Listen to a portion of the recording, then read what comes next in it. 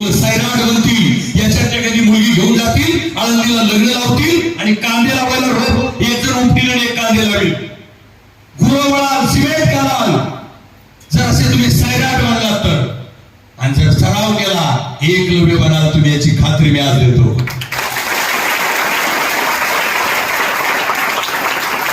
मला गुरुदक्षिणा म्हणून एकलव्य काय देशील?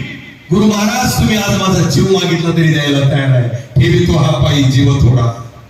सांगितलं उजव्या हाताचा अंगठा देतोस का? काय वाटलं असेल? ज्या हातानं उजव्या धनुष्य बाण लावायचा, त्या बाणाला तो अंगठा धरून बाण खेचायचा, ती प्रत्येकच्या मागं ओढायची, कानापर्यंत आणायची, सोडून द्यायची, लक्षभेद करायचा. तो अंगठाच नसेल तर माझी धनुर्विद्या संपली, धनुर्विद्या झिरो झाली. मागचा पुढचा विचार नाही केला, तीक्ष्ण शस्त्र उचललं, उजव्या हाताचा अंगठा तोडला, गुरुच्या पायाजवळ ठेवला, ते रक्त पाहिलं आणि गुरु महाराज ओशाळले. अरे रे रे, या अर्जुनावरचं वेडं प्रेम, की माझ्या आर्यवर्तात माझा एकच विद्यार्थी अर्जुन असा असेल की तो सर्वोत्कृष्ट असेल.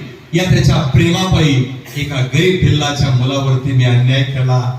विद्यार्थ्यांनो, हा दृष्टांत मी सांगितला, तो संपला. पण पुढे ऐका. तुम्हाला असं वाटत असेल की उजव्या हाताचा अंगठा तोडून दिला म्हणून त्याची ती धनुर्विद्या संपली.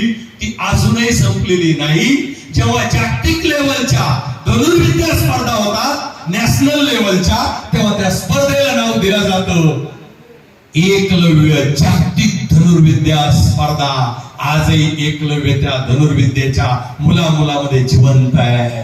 त्याची श्रद्धा जिवंत आहे, त्याची साधना जिवंत आहे. अरे अकॅडमी संपेल, सरांचं वय होईल, सर वयोवृद्ध होतील, पण जेव्हा कधी या इतिहासामध्ये या अकॅडमीची नोंद होईल, तेव्हा तुम्ही सुद्धा जाता येता तिथून सरांना सलाम कराल, जरी सर नसले तरी. सगळीच माणसं मरायला आलीत. मी मरणार, सर मरणार, तुम्ही मरणार. अरे मृत्यू लोक आहे. मृत्यूची कल्पना देखील मनाला शिवत नाही. पण मेल्याशिवाय हे जग नित्य नूतन कधीच होत नाही. हे महाराज मृदंग वाजवतात. कोण्यातरी एका प्राण्याला, स्वतःला प्राण्याला मारावं लागतं, तेव्हा त्याच्या कातडीचा मृदंग बनतो, तेव्हा त्याच्यातून बोल येतो. एखादं तुम्ही अन्न घेताना ते धान्य निर्माण होतं ना, तेव्हा त्याच्या जमिनीतून ते उगवतं, तेव्हा एका बीजा केला नाश आणि मग भोगिले कनिश. एका बियाला स्वतःला मातीत गाडून घ्यावं लागतं, तेव्हा त्याचं अंकुर तयार होतो. ते अंकुर असलेला त्याला संपावं लागतं, तेव्हा त्याचं ताक तयार होतं, त्याला कनिश येतं. इथे समर्पण, इथे त्याग. म्हणून एक सांगतो, बंधन जरी आता कठीण वाटत असलं, पालकांना